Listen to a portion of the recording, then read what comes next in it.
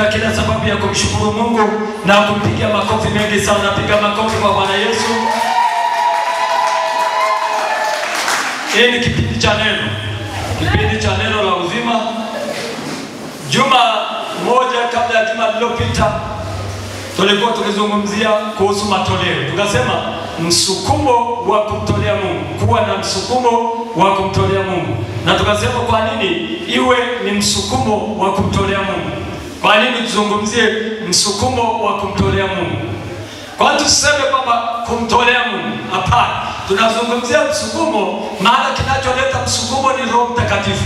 Sasa Roho aliye ndani yako ndiye anayekusaidia na kukuonyesha kufanya nini kuhusu utoaji wako unaotoa.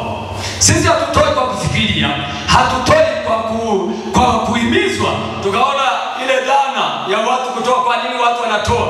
Dhana ya kwanza tuliona watu wanatoa kwa sababu wanafikiri ni kawaida kwenda kanisani, watu kutoa ni kawaida. Na kwa sababu ni kawaida, tunakuja ibadani, tunatoa kwa sababu ni kawaida kutoa sadaka. Hapana, tunatoa sadaka kupitia msukumo, kile ambacho Roho anatuambia. Lakini dhana ya pili ya watu ambao wanafanya kwamba kwa nini wanatoa, kama tulivyojifunza, ni kwamba kwa sababu akibaki kwenye kiti watu wameenda kutoa, watasema fulani hatoagi sadaka. Ikawa ni dhana ya makosa kabisa.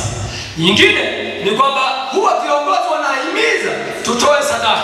Kwa sababu viongozi wanahimiza mimi nipeleke sadaka. Tukasema ni dhana potofu, sio lengo la utoaji wa sadaka. Haleluya. Na tukasema kwa nini watu wanatoa sadaka? Wengine wanasema tunatoa sadaka kwa sababu kuna mapungufu ndani ya nyumba ya Mungu. Na kwa sababu kuna mapungufu tunaenda kutoa. Dhana potofu, sio kweli. Haleluya. Lakini tukapata utoaji sahihi. Ni kwa nini tunatoa? Tunatoa kwa sababu tunampenda Mungu tunayemtolea. Hii ndio dhana sahihi. Kwa hivyo tunatoa kwa sababu tunampenda Mungu tunayemtolea. Sasa ndani ya huo upendo kuna mambo mengi na vipengele vingi ambavyo tulikuwa tumepitia lile juma. Bwana asifiwe. Na tukasema kwamba sadaka ni ibada, utoaji wa sadaka ni ibada. Sasa ibada yoyote ni jambo la imani. Ibada yoyote ni jambo la upendo. Ibada yoyote imefungamanishwa na mfalme anayeabudiwa. Sasa ukijua hayo mambo, unaweza ukatoa vizuri kwa Mungu. Lakini pia baadaye tutakuwa na maombezi kwa ajili ya watu wenye shida mbalimbali. Na tumewaalika kwamba leo tutakuwa na ibada maalum pia na maombezi maalum kwa ajili ya wale watu ambao wana mahitaji na wengine wana matatizo. Lakini kwa kupitia neno hili Mungu anaenda kuwaponya. Amen. Haleluya. Amen. Sasa naomba tusome andiko hili. Mmoja afungue haraka. Hebu soma Malaki sura ile ya kwanza mstari wa 6. Na mwingine afungue Malaki sura ya kwanza mstari wa 13. Haya maandiko tuyasome. Inasema mwana humheshimu baba yake. Mwana humheshimu baba yake. Na mtumishi humcha bwana wake. Na mtumishi humcha bwana wake. Basi kama mimi ni baba yenu. Anasema Mungu huyu. Heshima yangu iko wapi? Heshima yangu iko wapi? Na kama mimi ni bwana wenu. Na kama mimi ni bwana wenu. Hicho changu ki wapi? Kicho changu ki wapi? Bwana wa majeshi awauliza ninyi. Bwana wa majeshi awauliza ninyi. Enyi makuhani. Enyi makuhani. Mnaonidharau. Mnaonidharau. Jina langu. Nanyi mwasema. Umenidharau jina lako kwa jinsi gani? Tumelidharau jina lako kwa jinsi gani? Mstari wa 7. Mnatoa chakula kilichotiwa unajisi. Mnatoa chakula kilichotiwa unajisi juu ya madhabahu yangu. Nanyi mwasema. Sisi tumekutia unajisi kwa jinsi gani? Kwa sababu mwasema. Meza ya Bwana ni kitu cha kudharauliwa. Asante. Wakati tunapoenda kulifafanua andiko hili, naomba shika mambo matatu katika ibada. Ibada ni jambo la imani. Ibada ina kuhani. Ibada ina mfalme au Bwana. Haya mambo matatu. Sasa katika mambo haya matatu ndio mambo yaliyoongelewa. Mungu alikuwa anawauliza Wayahudi. Anawauliza kuhusu sadaka. Kwamba ni kweli wao wametoa sadaka. Ni kweli wameenda ibadani. Unaona jinsi ambavyo ukitoa ibada kwa mazoea ya kwenda ibadani, kwamba kwenda kanisani siku zote ni kutoa sadaka. Haya ndio yanayokukuta kama ukienda na mazoea. Wana wa Israeli walienda na mazoea kanisani au hekaluni. Walitoa sadaka kwa sababu walijua kwenda kanisani ni kutoa sadaka. Na ndivyo watu wengi wanavyofanya mpaka sasa hivi. Wanaenda kanisani, wanatoa sadaka kwa sababu ya mazoea, kwamba kwenda kanisani ni kutoa sadaka. Sasa anachosema Bwana ni hivi. Anasema hivi: mwana uheshimu baba yake na mtumishi humcha bwana wake. Kama mimi ni baba yenu, heshima yangu iko wapi? Na kama mimi ni bwana wenu, kichwa chako ki wapi? Huyo ni Mungu alikuwa anauliza wana wa Israeli, kwa sababu sadaka ni ibada. Na kwa sababu sadaka ni ibada, tuna Bwana mmoja anaitwa Yesu Kristo. Tuna Mungu mmoja anaitwa Mungu Baba wa mbinguni. Sasa Baba wa mbinguni anauliza kuhusu sadaka, kwamba ni kweli mnaenda kanisani, mnaenda katika hali ya kuniheshimu kama mimi ni baba. Mnaenda kanisani, mnalicha jina langu mimi kama Bwana wenu. Hiyo haya ndio anayouliza. Sasa hapa ndipo unapoweza kutathmini sadaka yako, kwamba sadaka yako ni sadaka ya aina gani unapoenda kanisani, ili uwe umemcha Bwana, ili uwe umemheshimu Mungu kama baba yako. Wangapi Mungu ni baba yao? Kama Mungu ni baba yako, punga mkono na angalia kama Mungu ni baba yako. Na wangapi Bwana Yesu ni Bwana wao? Bwana mwingine, punga mkono. Sasa Mungu anauliza, ikiwa yeye ni baba kwako, kichwa chake kiko wapi? Alafu Yesu anauliza, kama yeye ni Bwana wako, heshima yake, kama yeye ni Bwana wako, kichwa chake kiko wapi? Namcha Mungu. Jumapili nilisema, Jumapili iliyopita nikasema, sasa hivi tuchukue chombo cha sadaka, tumwage sadaka mahali hapa, kila mtu aokote ya kwake. Tunasema kila mtu aokote ya kwake. Hivi aliyetoa 100, sasa tunaambishana mbele za Mungu kwamba okota kile ulichokitoa. Alafu kamera inamulika hapo. Aliyetoa 100 atakwenda kuokota 100. Watu watakimbia, watamkana Yesu hapa kwamba hapana, hiyo sio ya baba. Aliyetoa 500 wewe pia siende akaokota ya kwake. Na kama hapa kutakuwa na noti za 5,000, 10,000, utashangaa watu watashindania hapa, mimi nilitoa 5,000 kama wapiga kura fulani wakati fulani kule kijijini. Mzee mmoja alikuwa mwalimu wa shule ya msingi, akawatembelea wapiga kura, tena marafiki zake, akasema, jamani, nipeni kura niwe mwenyekiti, nipeni kura niwe mwenyekiti. Miaka nene. Sasa kila mtu akasema, sasa mwalimu ndio mwenye hela wakati ule. Akawanunulia pombe, wanakunywa pombe, sasa yangu umepata. Sasa ikafika siku ya kura, kuna marafiki zake wa karibu. Sasa kuhesabu kura, alipata kura moja, ikawa yake kwake peke yake. Sasa alipotoka pale, akauliza, akasema mwenyekiti, akamwambia yule msimamizi, mmeniibia. Maana kura ni ya kwangu peke yake, nilikuwa na wafahamu watu wengi wako nyuma yangu. Akasema wale wa upande wangu naomba wanyoshe mikono. Hakuna aliyenyosha mikono, walionyosha mikono wakatulia wote. Walipotulia wote, wametoka pale. Sasa imefika saa ya kwenda kila mtu anasema, mwalimu, mimi nilikupa ya kwangu, ile moja ilikuwa ya kwangu. Ile moja ilikuwa ya kwangu. Sasa mwalimu anafahamu na yeye alipiga kura moja ilikuwa ya kwake. Akasema, na mimi nimepiga kura moja ndio ya kwangu, yeye wote wanafiki. Ikawa hakurudia tena kwenye siasa, hakutaka kabisa, akasema wanadamu sio watu. Sasa Nimetoa tu huo mfano jinsi wanadamu walivyo. Sadaka ni ya Mungu na heshima zote za Mungu ziweko kwenye sadaka. Haleluya. Sasa kuna zile sifa tatu alizofundisha asubuhi mwalimu. Sifa ya kwanza ilikuwa nini? Anajua yote, si ndio? Sifa ya pili, anaweza yote. Sifa ya tatu, yuko kila mahali. Umebeba sarafu zako zifo mfukoni, mchungaji haoni, mzee wa kanisa haoni, hakuna anayeona, lakini yeye yupo kwenye mfuko wako, anaona mfuko wako, unatembea na hizo sadaka. Alafu anakuuliza, unapeleka wapi? Napeleka kwenye choo. Anasema ikiwa mimi ni baba, heshima yangu iko wapi? Ikiwa mimi ni Bwana, kichwa changu kiko wapi? Amen. Leo tujaribu kumwaga sadaka hapo tu wala. Alafu siwaambie ukoteni. Tunaenda kumwaga. Tutamwita mwasibu amwage hapa atandaze. Alafu siwaambie kwamba hii ya nani alafu wewe uone sura halisi. Alafu tunalitumia hilo andiko sasa. Iseme na sisi. Alafu Mungu anaongea, ikiwa mimi ni baba kweli, heshima yangu iko wapi? Ikiwa mimi ni Bwana kweli, kichwa changu kiko wapi? Tujaribu.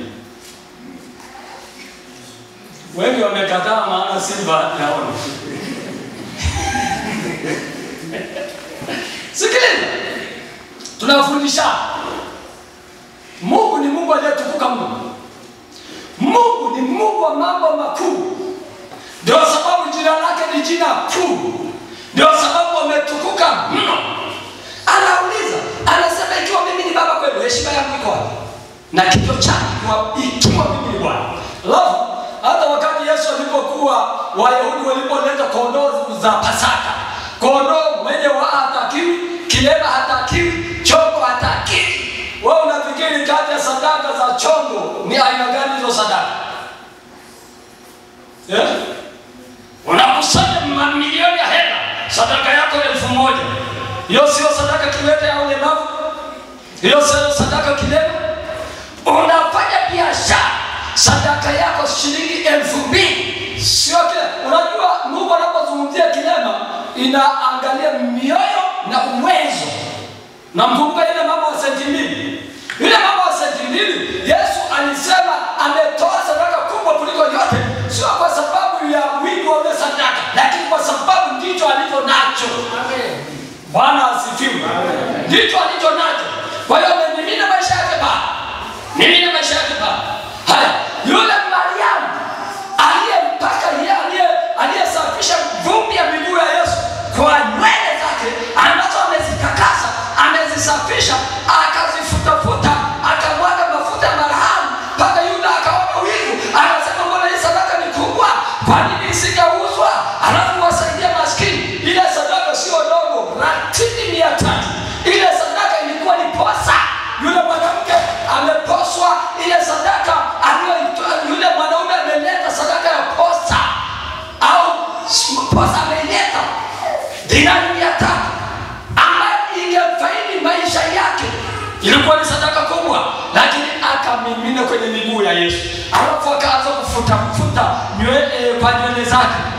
Yuda akasema hii sadaka ni kubwa, ratili 300 ingeuzwa, alafu ikawekwa kwenye mfuko wa Injili. Yesu akasema hapana, huyu mama amefanya tendo ambalo hakuna awezaye kusahau, na itaandikwa kwenye vitabu na itasomwa karne zote, kwa sababu ameandaa maziko yangu kwa manukato hayo. Sadaka na harufu na manukato ikafika mbele za Mungu, kwa sababu amefanya tendo la ajabu kwa Bwana wake.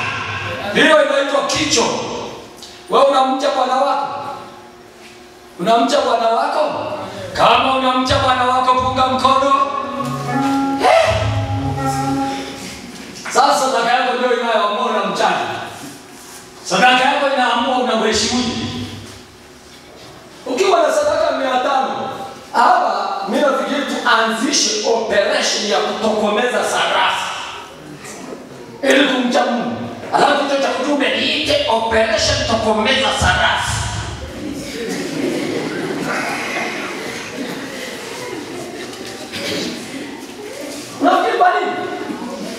Ukitaka Mungu akubariki, ukitaka Mungu akuinue, sadaka ikuguze wewe mwenyewe. Sadaka isiyoweza kukugusa mwenyewe haiwezi kugusa Mungu. Inakugusa wewe kwa maumivu, kwa sababu umetoa kitu kikubwa, mbinguni baraka inarudi. Umegusa Mungu. Sadaka isiyokugusa haiwezi kugusa Mungu.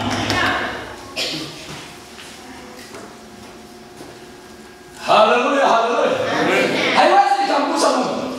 Sadaka inamgusa Mungu ile ambayo imekugusa wewe. Umetoa mpaka umesema, nimetoa kila kitu sasa na ile kufanya, na ile kula nini? Ibada tukusoma Jumapili. Yesu akasema, muuze mlivyo navyo, mkatoe nini? Yesu anazungumzia habari ya kuuza ulivyo navyo, wewe unazungumzia habari ya change ya asubuhi na kanisani. Haleluya. Yesu anasema mkauze mlivyo navyo, mkatoe sadaka. Sisi kukicha asubuhi tunasema duka liko wapi? Duka lifunguliwe wapi? Wewe Yesu anawaza uuze mlivyo navyo, sisi tunawaza change.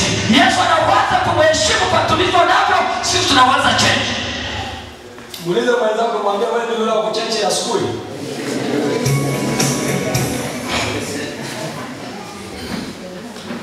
Alafu siku hizi change nayo inasumbua. Natembea duka kama matano hivi asubuhi hujapata change mpaka unachelewa ibada. Maana change zenyewe zinasumbua.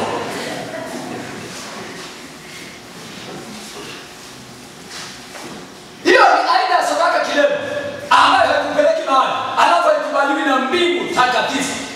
Badala ya kuvuna baraka, unavuna. Jumatano nilikuwa nafundisha, nikawa nasema sadaka na maombi huambatana. Lakini kuna vitu ambavyo upati kwa maombi mpaka uunganishe na sadaka. Kuna mahitaji ambayo nayo hitaji hilo ni hili ambalo ulipati bila kuunganisha na sadaka. Kambi ya adui haiwezi pigwa bila sadaka. Unaweza kukemea kwa jina la Yesu na limbo kambi ya adui, kwa jina la haribu matunguli, kwa jina la Yesu na vuruga vikao vya wachawi bila kuunganisha na sadaka. Utapata mahitaji usipate kile ulichokusudia, matokeo makubwa. Ndio sababu katika kitabu cha Ufunuo sura ile ya 8 mstari wa 3 mpaka 5 anasema, nikamwona malaika mwingine mwenye chetezo cha dhahabu akachanganya maombi ya watakatifu pamoja na uvumba mwingi, akawasha moto, kukawa manukato na harufu. Uvumba ni utoaji. Ndio sababu hata Yesu alipozaliwa alileta uvumba na manemane. Ni aina ya manukato ambayo inauzwa kwa bei kubwa. Sasa Biblia inasema akachanganya uvumba mwingi pamoja na maombi ya watakatifu, alafu ikawa harufu. Mungu aliposikia ile harufu, Biblia inasema akairusha dunia, kukawa tetemeko la nchi, kukawa sauti, kukawa nguruma, kukawa umeme. Amen. Haleluya. Hiyo ndio namna ya kupiga kambi ya adui. Ukitaka kupiga kambi ya adui na pokea mahitaji yako, unachanganya maombi yako na sadaka, unachanganya maombi yako na utoaji, unachanganya maombi yako na pesa, unampiga shetani kwa maombi, unampiga shetani kwa pesa. Haya inakuwa uvumba mbele ya kitu cha enzi. Hapo sasa unamchanganya adui, maana ngurumo inashuka, tetemeko inashuka, umeme inashuka, kambi inapigwa. Haleluya. Kambi inapigwa. Alafu ile maombi ikawekwa akiba kwa ajili ya wakati wa mpinga Kristo. Na ndio pigo la kwanza kumpiga mpinga Kristo, na kuweka mpaka theluthi moja inakufa. Ndivyo Mungu anavyofanya. Malaika anashuka, maji yanatibuliwa, uponyaji unatokea, unalikava. Na ukisimama unatembea. Watu wanasema juzi alikuwa mgonjwa, umekutana na Yesu, sasa unatembea. Kwa nini? Kwa sababu Mungu ameangalia kitu kinachomkumbusha huyu ni nani. Haleluya. Sasa wewe kila siku kutoa utaki, hamna kitu unafanya mwenyewe mpaka waseme kwamba jamani tunafanya nini. Hamna kitu unafanya mwenyewe, hakuna cha kumgusa Mungu. Paka tupange, wewe utatoa nini? Wewe utatoa nini? Wewe utatoa nini? Hata ile uliyoahidi unatoa kwa ninde. Cheki daftari katibu mpaka utashangaa mtu ameahidi $200,000 labda $100,000, ameahidi $50,000 kwa hiari yake. Bado yuko pengo pale. na ananunua nguo, anafanya kila kitu, alafu amemwacha bwana wake huko. Unakutana na shida, hamna kinachomkumbusha Mungu. Hiyo namba 7. Namba 8, naomba nimalizie hapa leo, maana hiyo somo ni ndefu, tunaendelea nao mpaka kieleweke. Amen.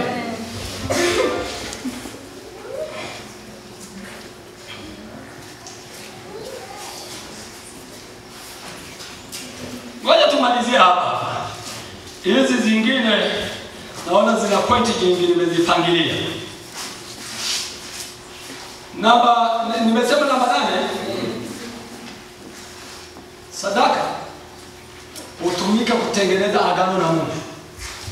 Unataka kufanya agano na Mungu, mtu anafanya agano na Mungu. Ukifanya agano na Mungu kwa maneno haitatimia, lakini siku zote watu waliofanya maagano na Mungu walifanya kwa kutoa. Bwana asifiwe. Kumbuka Ibrahim, Mungu akamwambia nitafutie ndege, alafu iwe sadaka kuteketezwa. Baadaye akasema nitolee Isaka mwanao wa pekee. Mara ya kwanza alifanya maagano Mungu kupitia njiwa, na wale njiwa akawaweka juu ya madhabahu na kuwasha moto, ikawa ndege wanakuja kuiba, akawa anawafukuza mpaka giza likaingia. Akasimama pale mpaka Mungu aliposhuka, akachukua ile sadaka. Alipochukua ile sadaka akafanya maagano na Ibrahim. Lakini kafika wakati Isaka alipotolewa sadaka, Mungu alikuja akafanya maagano na Ibrahim. Kwa hiyo unapofanya maagano na Mungu, unataka vitu vikubwa, unataka Mungu akuinue, unataka kuwa mfanyabiashara wa kimataifa, unataka kuwa mhubiri wa kimataifa. Mimi nimefanya maagano mengi na Mungu. Mengi. Na nimetoa vitu vingi kuhusu maagano. Kila hatua nayo nipeleka mimi nimefanya maagano na Mungu. Tangu huko kanisani, mchungaji wangu yupo. Na siku moja aliongea, mimi askofu wangu yupo, mpaka leo nafanya maagano. Mungu akinipitisha kwenye jambo gumu, nampigia askofu, Bwana, mimi kuna kitu Mungu amenifanyia. Nataka kitu fulani. Naambia Bwana, kuna kitu nataka Mungu anisaidie. Sasa natuma sadaka yangu kwako. Natuma 200,000, natuma 300,000, natuma 50,000 kutokana na kile ambacho natuma. Usione watu wanabarikiwa. Watu wanabarikiwa, kuna vitu wanafanya na wanafanya bila hata mwingine kujua. Sio hiyo kusema tunajenga, sio kuna vitu tunafanya mpaka hivi vya kujenga vinapatikana. Wewe kila kitu ni wewe. Ukipokea mshahara ni wewe peke yako, ukishilima shambani ni wewe peke yako, ukifanya biashara ni wewe peke yako. Baba, itakutokea kwaje? Wewe Mungu ni Mungu mkuu sana. Sadaka hutumika kufanya maagano na Mungu. Ninataka kufanya jambo kubwa, ninataka kujenga nyumba. Mungu, mimi nataka kujenga nyumba. Nakupa hii 1,000,000 ya maagano ili nijenge nyumba. Nakupa hii 500,000 ya maagano, ninataka ninunue gari. Nakupa hii 500,000 ya maagano. Na mpaka wakati fulani Mungu ni wanadamu. Wewe Mungu atanyamaza? Mungu atanyamaza? Hanyamazi. Sasa shida ya watu wetu, wanakuja kushukuru wakati imetokea. Hayo ni matokeo madogo sana. Matokeo madogo sana. Kuna pesa za kufanya maagano na Mungu. Kuna pesa za kufanya maagano kwa ajili ya mambo makubwa. Unatoa mpaka Mungu anasema naam, nina mtu. Kwa hiyo hata siku nyingine ukaenda ukasema Mungu naomba ile gari. Naomba ile gari, na angalia ile pesa iko pale, anasema unastahili. Ukifika mahali fulani, Mungu nataka nijenge nyumba. Huyu tayari kashawekeza huko kwenye hazina, ana nini? Ana 1,000,000. Hiyo 1,000,000 sasa kama wanadamu tu, ukitaka kukopa unaweka hela. Alafu sasa ukiwa pale wanakukopesha kwa akiba. Mungu je, Bwana Yesu asifiwe. Sadaka ukifanyia maagano na Mungu, maagano imara. Kuna mtu aliyefanya maagano, soma Biblia vizuri. Hakuna aliyefanya maagano akakosa kutoka kwa Mungu, na hakuna mtu ambaye atafanya maagano na Mungu habarikiwa kwenye Biblia hata kidogo. Hakuna. Zaidi unakuwa Yuda Iskariote aliyekuwa anaiba kutoka mfuko wa kanisa. Hebu muulize mwenzako, sadaka unayotoa inatosha kufanya maagano na Mungu? Ndani ya kanisa hili watatokea watu wa ajabu sijawahi kuona. Kuna watu wanafanya maagano na Mungu, mtu anasema mchungaji, hii 50,000 ya kumwombea mtoto wangu. Hii 50,000 ya kuombea mtoto wangu. Naomba muombee mtoto wangu. Kuna watu wataenda kubarikiwa hapa. Mtu analeta laki, mwingine 200,000. Anataka kitu kutoka kwa Mungu. Lazima Mungu afanye. Sadaka yako Mungu sio adhabu. Hata kidogo hawezi kuchukua sadaka yako alafu ikaisha. Baadaye kama kitu hapo endelea, tutaona maeneo sahihi ya kutoa sadaka. Haleluya. Amen. Sasa unaweza ukawaza kupitia haya mambo manane ambayo nimeyaongea, na ya kwanza ndio ya mwisho ndio hii ya kufanya maagano, lakini pia kuna hii ya kuweka ukumbusho. Sadaka yako inakuwa ukumbusho. Unaweza kufikiria sadaka yako inatosha kufanya maagano. Kama wewe ni mwizi wa fungu la 10, una uwezo wa kutoa sadaka ambayo inaweza kuwa ukumbusho. Kama wewe ni mwizi wa fungu la 10, ukifika kwenye fungu la 10 utaona utalia machozi, jinsi ambavyo unavuta laana kwako na jinsi ambavyo huwezi saidiwa. Lakini pia sadaka yako inakuunganisha na watu wa hatima yako. Kuna watu ambao Mungu amewaandaa tu ambao angalau ufike mahali fulani, lakini huwezi kuunganishwa kwa sababu sadaka yako haikidhi hivyo viwango. Sio kwamba Mungu anataka sadaka, anataka kicho na heshima. Amen. Haleluya. Anataka kicho na heshima. Lakini sadaka yako ufungua milango. Kuna mambo ambayo yamefungwa, lakini sadaka yako ufungua milango. Na jambo lingine ni kupata ulinzi wa Mungu kupitia sadaka zako. Mungu anakupa ulinzi. Unakuwa unalindwa na nguvu za Mungu. Lakini jambo la mwisho na kutoka juu ile la kwanza ni kutengeneza hazina mbinguni. Unaweka fedha zako mahali ambapo kutowafiki ndio wafiki. Sasa tunaenda kuomba.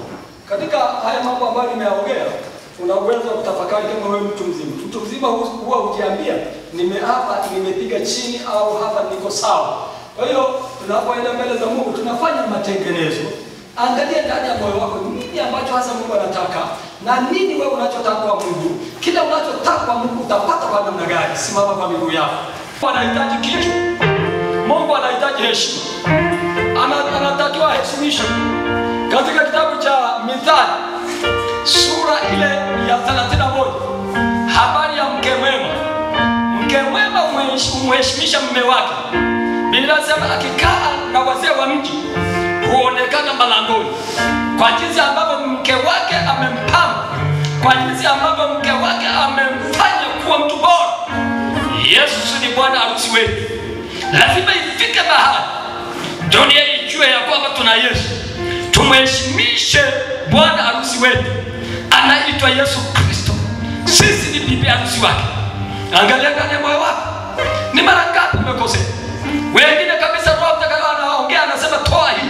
Yeye anasema hii sio hii. Lakini unaambulia hasara. Unaambulia hasara. Sasa ni wakati wa kujitengeneza.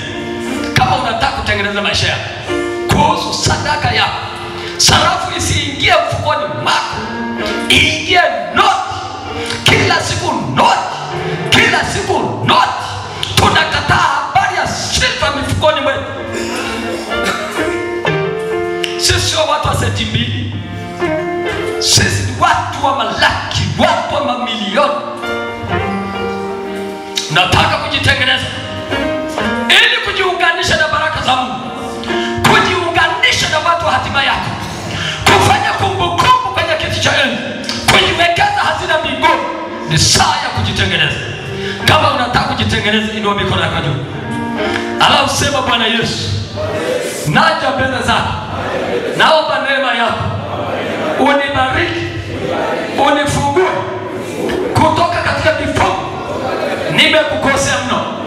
Naomba rehema, unisamehe, unitakase, nisafishe kwa damu ya Yesu iliyomwagika msalabani. Kuanzia leo ninakataa roho ya uchoyo, roho ya ugumu wa moyo. Ninaikataa kwa jina la Yesu. Ile roho ya kushindwa ninaikataa kwa jina la Yesu. Roho ya umaskini ninaikataa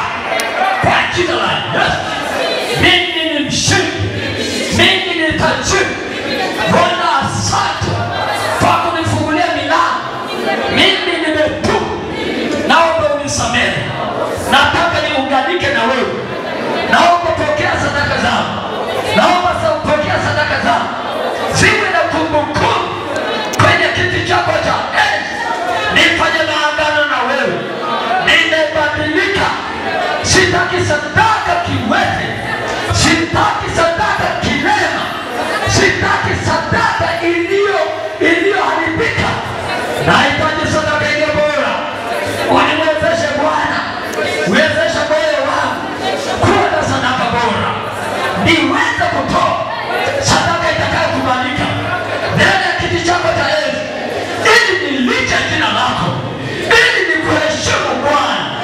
Asante Bwana Yesu kwa kunikubali. Kwa jina la Mungu Baba na la Mwana na la Roho Mtakatifu. Amen. Sasa nikuombee rehema. Baba, katika jina la Yesu, watoto wako tumekuja mbele zako. Nahitaji msamaha Baba. Tusamehe, tutakase, tuoshe kwa damu yako ya thamani kuu. Tumekukosea katika utoaji. Tumetoa sadaka kidogo. Tumetoa sadaka ambayo ni gonjwa. Tumetoa sadaka isiyofaa. Bwana, neno lako linasema msinitolee sadaka kidogo, msinitolee sadaka isiyofaa. Bwana, tumekutolea mara nyingi. Naomba rehema, tusamehe, tutakase, tusafishe kwa damu ya Yesu, ile damu ile mwandika msalabani. Baba, asante kwa neema yako. Tubariki sasa, tusaidie. Wabariki watoto wako kwa kupitia utoaji watakaotoa sasa. Wabariki watoto wako kwa mabadiliko walioyapokea. Wawe watu tofauti, uwainue kwa jina la Mungu Baba na la Mwana na la Roho Mtakatifu. Amen. Wakati huu milango iliyo wazi kwa kazi njema ambayo Bwana unaenda kufanya katika maisha yetu, kwa ajili ya kazi njema ambayo unaenda kufanya kwa watoto wetu, kwa ajili ya kazi njema utakayoenda kufanya kwenye biashara zetu, kwa ajili ya kazi njema utakayoenda kufanya kwa wake zetu na waume zetu, kwa ajili ya kazi njema utakayoenda kufanya kwa ajili ya kazi tunazozifanya, kwa ajili ya ajira tunazozifanya, kwa ajili ya biashara tunazozifanya, kwa ajili ya masomo tunayasoma. Yesu, kuanzia leo fungua milango Bwana, milango Baba kwa watoto wako wote ambao Bwana wamekubali mabadiliko, kwa watoto wako wote ambao Bwana wamegeuka kutoka mautini kuingia uzimani kwa jina la Yesu. Baba, asante, na waleta watoto wako mikononi mwako katika jina la Yesu. Baba, katika jina la Yesu, asante sana kwa sababu umesikia tunafanya maagano na wewe. Tutakuwa watu wa kufanya mambo makubwa kwa kupitia mabadiliko haya. Kuanzia leo Baba, akubariki kutoka mbinguni. Kuanzia leo Mungu akuunganishe na watu hatima yako. Kuanzia leo watu akuunganishe na watu wenye biashara kubwa kubwa. Kuanzia leo watu Mungu akuunganishe na watu wenye vyeo vikubwa. Kuanzia leo Mungu akuunganishe na wale ambao watabeba hatima yako. Maana Mungu huinua watu kupitia watu. Baba, asante sana. Na wakabidhi watoto wako mikononi mwako. Tuwabariki mjini, tuwabariki mashambani, tabariki uzao wa tumbo zao, tabariki maisha yao, tabariki wake zao, tabariki waume zao, tabariki kazi ya mikono yao, katika jina la Mungu Baba na la Mwana na la Roho Mtakatifu. Amen.